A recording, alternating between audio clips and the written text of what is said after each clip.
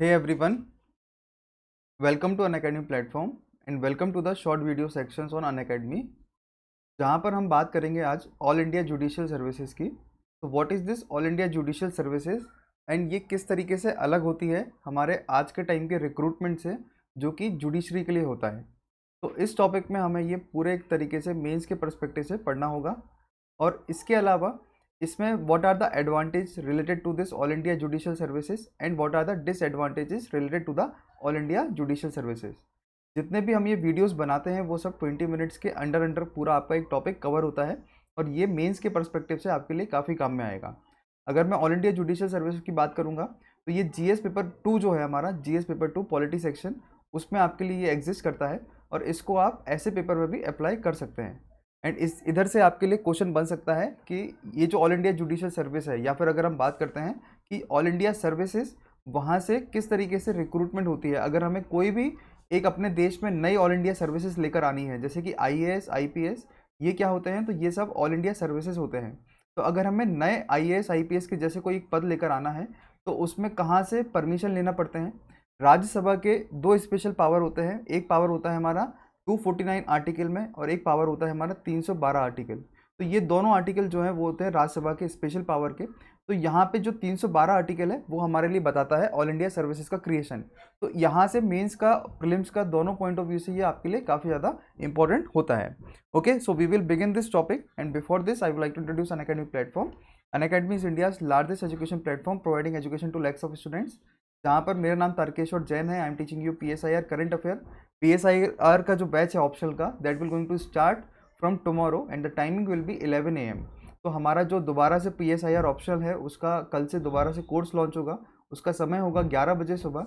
This is my achievement qualifications और ये Telegram channel है जहाँ से आप PDF कलेक्ट कर सकते हैं। तो जो भी बच्चे PDF या फिर अपडेट्स लेना चाहते हो तो वो इस टेलीग्राम चैनल से जुड़कर अपडेट्स ले सकते हैं। Unacademy promise is going on, आज उसका लास्ट डे है जिसमें अनअकैडमी प्रॉमिस करता है कि जो भी बच्चे अगर 2 साल से ऊपर का सब्सक्रिप्शन प्लान लेते हैं तो उनके लिए वैलिडिटी मिलती है 1 ईयर और सब्सक्रिप्शन प्लान की एक्सटेंड होने के, अगर वो 2 साल में प्लान में क्वालिफाई नहीं करते हैं। इसके अलावा Unacademy providing 1 year banking and SSC subscription free also, test series वो प्रोवाइड करता है। And Unacademy providing loan, Unacademy mega subscription plan चल रहा है। अपना जो टेस्ट सीरीज है वो भी अनअकैडमी प्रोवाइड करता है। GS plus optional combo plan होता है, इसमें कोड अप्लाई करना होता है, वो है TJLIV, तो जिसमें आपके लिए 10% डिस्काउंट मिलता है। अनअकैडमी आपके लिए प्लस एंड आइकॉनिक 2 प्लान होते हैं, तो live test, weekly test, structured course, unlimited access to the classes, ये आपके लिए प्लस में मिलता है। इसी के साथ साथ अगर हम आइकॉनिक प्लान की बात करते हैं तो उसमें आपके लिए पर्सनल गाइडेंस, एनालिसिस, एक्सपर्ट की गाइडलाइंस यहाँ पर मिलती हैं। प्लस प्लान में आपका अगर जो 1 साल का कोर्स है वो आता है आपका लगभग 44,550 रुपये का और उसमें आपको TJLIV कोड अप्लाई करना होगा। ऑप्शनल प्लान भी आपके लिए इसी तरीके से होता है। अनराइवल UPSC करके अनअकैडमी ने एक नया वीकेंड से वेंचर शुरू किया है जिसमें 3 वीडियोस वो पुट करेगा, जिसमें आपके लिए 5 जो वीडियोस होते हैं वो बिगनर लेवल पे होते हैं एंड 5 वीडियोस होते हैं एडवांस लेवल पर। नए बैचेस जो हैं वो वीकली बेसिस पर आपके लिए शुरू होते हैं। Combat scholarship is going on her Sunday को सुबह 11 बजे एंड 60 मिनट्स में 60 क्वेश्चंस आपके लिए सॉल्व करना रहते हैं और वो हिंदी इंग्लिश दोनों में रहते हैं। Free test series is also provided by the Unacademy. Now अब अगर हम टॉपिक की बात करेंगे तो जो मेंस का क्वेश्चन है वो इस तरीके से आ सकता है। Framing of the question can be like this कि establishment of all India judicial service is a positive step, मगर इसमें काफ़ी ज़्यादा हर्डल्स हैं वो हमारे लीगल एंड कॉन्स्टिट्यूशनल हर्डल। तो अगर हमें ऑल इंडिया जुडिशियल सर्विस बनाना है तो वो तो सही बात है। सही बात क्यों है? क्योंकि हमारे यहाँ पर पेंडेंसी ऑफ केसेस काफ़ी ज़्यादा है हमारे देश में। ठीक है, अगर हम बात करते हैं कि 10 लाख लोगों पे या फिर 1 मिलियन पीपल पे हमारे यहाँ पर केवल 10 जजेस हैं। अगर हम यूके की बात करेंगे तो वहाँ पर 57 जजेस होते हैं पर 10 lakh people. In the same way अगर हम यूएसए की बात करते हैं तो यूएसए हैज़ 127 जजेस पर 1 मिलियन पीपल। तो इसी हिसाब से ऑल इंडिया जुडिशियल सर्विस जो होगा वो तो एक राइट स्टेप होगा ही होगा, मगर उसके कॉन्स्टिट्यूशनल एंड लीगल हर्डल्स क्या होंगे that we will see. Okay, तो ये जो एक आर्टिकल है ये हिंदू में आया हुआ था, हिंदू न्यूज़पेपर में कल, वहाँ से मैंने ये आर्टिकल को पिक किया है और इसमें argument in and against the जो होता है उस तरीके से मैंने इसको पूरा एक फ्रेमिंग किया हुआ है।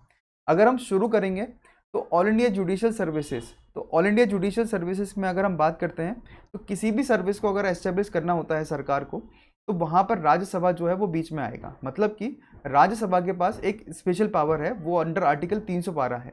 और वो पावर क्या है कि अगर किसी भी हमें ऑल इंडिया सर्विसेज को प्रिपेयर करना है तो राज्यसभा के लिए वहाँ से रेसोल्यूशन पास करना होगा और वो जो रेसोल्यूशन होगा उसको पावर दिया गया है आर्टिकल 312 के तहत। मतलब 312 आर्टिकल में राज्यसभा को पावर है कि रेसोल्यूशन वो पास करेगा, और रेसोल्यूशन जो पास होगा वो पास होता है 2/3 of the member present and voting, मतलब स्पेशल मेजोरिटी से वो रेसोल्यूशन पास होता है।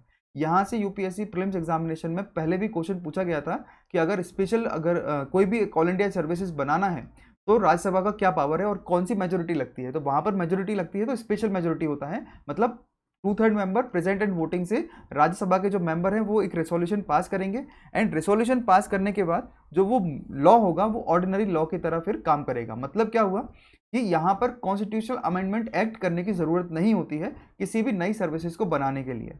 कोई भी नई सर्विस अगर हमारे देश में बनेगी तो उसमें कॉन्स्टिट्यूशनल अमेंडमेंट एक्ट नहीं होगा। ये सबसे इंपॉर्टेंट चीज आपको यहाँ पर पढ़ना होगा। मतलब कि राज्यसभा ने एक रेसोल्यूशन पास किया, 2/3 मेजोरिटी से प्रेजेंट एंड वोटिंग से वो पास हुआ, एंड ऑर्डिनरी लॉ की तरह उसको हमने पास कर दिया। कॉन्स्टिट्यूशनल अमेंडमेंट मतलब संविधान में छेड़छाड़ करने की उसमें कोई जरूरत नहीं होती है। अब गवर्नमेंट ने रिसेंटली, अभी क्यों ये न्यूज़ में है, क्योंकि गवर्नमेंट ने रिसेंटली एक प्रपोजल दिया है, एक बिल पास किया है या फिर बिल लेकर आने वाली है, और उस बिल में क्या होगा, ऑल इंडिया जुडिशियल सर्विसेज की बात वो करना चाहती है। और what they will going to do, तो यहाँ पर जो जितने भी हमारे देश में सबऑर्डिनेट कोर्ट हैं, देखिए सबसे पहले जो कोर्ट आता है वो आता है supreme court. Supreme court is the law of the land we can say, और उसके नीचे आते हैं या फिर उसके पैरेलल होते हैं हाई कोर्ट। सुप्रीम कोर्ट के नीचे नहीं होते हैं, वो पैरेलल होते हैं हाई कोर्ट। अब जो पैरेलल होते हैं हाई कोर्ट, तो हाई कोर्ट के अंदर आते हैं सबऑर्डिनेट कोर्ट, फिर डिस्ट्रिक्ट कोर्ट होता है, एडिशनल डिस्ट्रिक्ट होता है, सबऑर्डिनेट कोर्ट होते हैं। तो अलग अलग प्रकार के हमारे देश में क्या है, एक हायरार्की मेंटेन की हुई है। अब इसी में क्या होगा कि ऑल इंडिया जुडिशियल सर्विसेज में जो रिक्रूटमेंट होंगी वो होंगी सबऑर्डिनेट कोर्ट में रिक्रूटमेंट, और वो एंट्रेंस एग्जाम के थ्रू, जैसे हमारे आईएएस आईपीएस के एग्जाम होते हैं यूपीएससी जो कंडक्ट करवाता है, वैसे ही वहां पर भी कंडक्ट ऑफ एग्जाम होगा। ये बात क्लियर हो गया। अब इसी में अगर हम कॉन्स्टिट्यूशनल पर्सपेक्टिव की बात करेंगे ऑल इंडिया जुडिशियल सर्विसेज में, तो ऑल इंडिया जुडिशियल सर्विसेज में कॉन्स्टिट्यूशनल पर्सपेक्टिव क्या रहा, मतलब अभी इसका एवोल्यूशन कैसे रहा पूरे देश में, that we will going to see. तो देखिए ऑल इंडिया जुडिशियल सर्विसेज जो है वो हमारे देश में आया था 14th लॉ कमीशन, मतलब पहली बार 14th लॉ कमीशन ने यहाँ पर रिकमेंड किया था 1958 में। In the 1958 14th law commission has recommended कि हमारे यहाँ पर ऑल इंडिया जुडिशियल सर्विसेज होना चाहिए। फिर 42nd कॉन्स्टिट्यूशनल अमेंडमेंट एक्ट हुआ। 42nd constitutional amendment act is a mini amendment, है ना, मिनी कॉन्स्टिट्यूशन भी उसको हम बोलते हैं। तो 42nd कॉन्स्टिट्यूशनल अमेंडमेंट एक्ट 1976 में लेकर आए, एंड इसमें हमने बदलाव किया आर्टिकल 312 क्लॉज 1 के अंदर, और इसमें हमने एम्पावर किया किसके लिए, पार्लियामेंट के लिए, कि अगर कोई भी चीज़ हमें यहाँ पर लेकर आनी है ऑल इंडिया सर्विसेज के नाम पर, तो parliament will have the power to create this all India services. फिर इसमें 312 में किसमें हमने 312 के अंदर एम्पावर किया, तो राज्यसभा को हमने यहाँ पर एम्पावर किया, और वो एम्पावरमेंट क्या था कि Rajya Sabha will pass a resolution और not less than 2/3 member present and voting से वो रेसोल्यूशन पास होगा। अब इसमें कुछ एडवांटेजेस भी हैं ऑल इंडिया जुडिशियल सर्विसेज के, और कुछ डिसएडवांटेजेस भी हैं। ओके, तो अगर हम एडवांटेजेस की बात करेंगे तो सबसे पहला एडवांटेज क्या होगा ऑल इंडिया जुडिशियल सर्विसेज का, कि लॉ कमीशन 1987 ने ये रिकमेंड किया था कि हमारे देश में वही 10 जजेस हैं पर मिलियन, और होने कितने चाहिए, तो 50 जजेस पर 10 लाख लोगों में होना चाहिए। क्योंकि यूके और यूएस का अगर हम डेटा देखते हैं तो वहां पर ये सेम सिनेरियो देखने को मिलता है। ऑल इंडिया जुडिशियल सर्विसेज जो है वो एक ब्रिज, एक we can say it is creating a bridge, जो कि एक जो हमारा जुडिशियल स्क्रूटनी है उसको यहाँ पर फुलफिल करता है। दूसरा यहाँ पर इशू है या फिर एडवांटेज है कि जो marginalise section of the society है, marginalise section of the society मतलब कौन हुआ, SC ST OBC, person with disabilities, मतलब उनको इक्वालिटी नहीं मिलती है। Women children also comes under the marginalise section of the society, तो उनका वहां पर क्या है, ड्यू रिप्रेजेंटेशन देखने को मिलेगा अगर ऑल इंडिया जुडिशियल सर्विसेज बन जाता है, और उससे इक्वल रिप्रेजेंटेशन होगा marginalise and deprived section of the society.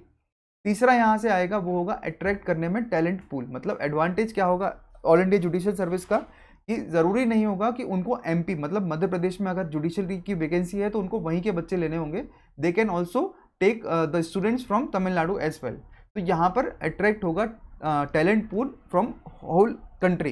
तो गवर्नमेंट बिलीव दैट कि अगर ऐसे सर्विसेज आते हैं तो उससे एक टैलेंट पूल क्रिएट होगा, जिससे कि वो एक हायर जुडिशरी का पार्ट बन जाएगा। फिर इसमें चौथा जो हमारा निकल कर आता है वो है bottom up approach. Bottom up approach क्या बोलता है कि यहाँ से आपके लिए बेनिफिट होगा कि करप्शन एंड नेपोटिज्म जो होगा, भाई भतीजावाद जिसको हम बोलते हैं नेपोटिज्म, वो लोअर जुडिशरी से खत्म होने के चांसेस या फिर कम होने के चांसेस मिलते हैं, एंड क्वालिटी ऑफ जस्टिस जो है वो बढ़ सकता है। But there can be associated challenge as well, and what can be the challenges here. Challenge होगा वो है पहला हमारा कि 312 में हमारे राज्यसभा के पास पावर तो है, मगर 233 जो आर्टिकल है उसमें ये साफ साफ कहा गया है कि जितने भी हमारे कोर्ट हैं, तो कोर्ट जो भी होंगे उसमें अगर रिक्रूटमेंट होगा तो उस रिक्रूटमेंट के लिए गवर्नर जो होगा वो परमिशन लेगा हाई कोर्ट से। मतलब डिस्ट्रिक्ट जज जो बनेगा, डिस्ट्रिक्ट जज गवर्नर जनरल के या फिर जो हमारे देश का गवर्नर होता है वो in consultation with the high court वो एक नियुक्त करेगा। और 312 में हम क्या बोल रहे हैं कि ऑल इंडिया जुडिशरी को अपॉइंटमेंट करेंगे। तो 333 जो आर्टिकल है वो एक कॉन्ट्रोडिक्टरी हो जाता है 312 से कि अब how we will going to we can say recruit the all India judiciary persons. तो recruitment to the subordinate judiciary is the prerogative of the state. And इसके कारण जितने भी स्टेट्स एंड हाई कोर्ट्स हैं उन्होंने इस आइडिया को oppose किया है, क्योंकि ये फेडरलिज्म के अगेंस्ट में चला जाएगा। अभी क्या होगा कि गवर्नर और हाई कोर्ट के जो लोग होते हैं वो मिलकर अपने डिस्ट्रिक्ट जज को अपॉइंट करते हैं, मगर बाद में क्या होगा कि वहां पर प्रेसिडेंट और फिर यूनियन गवर्नमेंट जो होगा वहां पे उनका रोल प्ले होने लगेगा। तो अपॉइंटमेंट ऑफ डिस्ट्रिक्ट जज is taken away and it में against the principle of federalism and basic structure doctrine. तो ये एक इशू हमें देखने को मिलता है।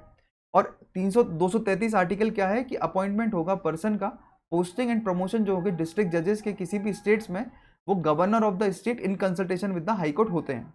अब इसमें जो दूसरा इशू है वो है लैंग्वेज बैरियर का, कि जो लोअर कोर्ट्स होते हैं उसमें जितने भी आर्ग्यूमेंट्स होते हैं वो होते हैं लोकल लैंग्वेजेस में। अब जैसे तमिलनाडु में लोकल लैंग्वेज में वो आर्ग्यूमेंट करेंगे। अब अगर कोई अपॉइंटमेंट होता है नॉर्थ इंडिया से साउथ इंडिया में जाकर, तो ये भी एक फंडामेंटल कंसर्न होगा, क्योंकि ऑल इंडिया जुडिशियल सर्विस में लैंग्वेजेस बैरियर देखने को मिल सकते हैं। तीसरा लिमिटेशन क्या है कि जो हमारा 312 क्लॉज 3 है आर्टिकल में, वो रेस्ट्रिक्ट करता है ऑल इंडिया जुडिशियल सर्विस को कि वो पोस्ट इन्फीरियर नहीं क्रिएट कर सकता है डिस्ट्रिक्ट जज के। मतलब कि इसमें जो टॉप पोस्ट होगी वो होगी डिस्ट्रिक्ट जज की, और डिस्ट्रिक्ट जज की जो पोस्ट ऑलरेडी होगी तो उसके अंदर जो काम करने वाले लोग हैं जो ऑलरेडी वर्किंग कर रहे हैं तो वो उनके सबऑर्डिनेट हो जाएंगे, और सीनियर और जूनियर का जो रोल होगा वो काफ़ी ज़्यादा बढ़ सकता है। तो it may face a constitutional barrier as well. Then dilution of administrative control of high court, ये भी देखने को मिलेगा। क्यों? क्योंकि यहाँ से जो रिक्रूटमेंट होगी वो होगी सुप्रीम कोर्ट के थ्रू, तो जो हाई कोर्ट है उनके डाइल्यूशन यहाँ पर देखने को मिलता है। एंड यूजली 233 आर्टिकल क्या बोलता है कि governor in consultation with the high court वहाँ पर नियुक्त करेगा, बाद में इसमें चेंजेस होंगे। तो all India judicial service would lead to the erosion of control of the high court over the subordinate judiciary, जिससे कि जो जुडिशरीज इंडिपेंडेंस है वो यहाँ पर इफेक्ट हो जाएगा। कंक्लूजन क्या निकाल सकते हैं यहाँ पर कि insurmountable number of pending cases call for establishment of recruitment system, जिससे कि जो रिक्रूट्स होंगे हमारे एफिशिएंट जजेस के उसमें स्पीडी डिस्पेंशन ऑफ केसेस तो देखने को मिलेगा, that is true. But all India judicial service में किस तरीके से हमें काम करना है कि हमारा फेडरल स्ट्रक्चर भी बना रहे और उससे हमारे लेजिस्लेटिव फ्रेमवर्क जो हैं उनमें भी मदद मिले, तो ये दोनों का तालमेल बनाना बहुत ज़रूरी हो जाता है।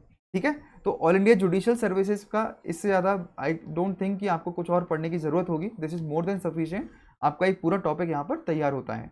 तो thank you so much for listening this topic. TJLIB is my code, you can avail 10% discount and this is my Telegram channel जहाँ पर आप जाके इसका PDF ले सकते हैं। लाइक शेयर एंड सब्सक्राइब करिए। Thank you so much.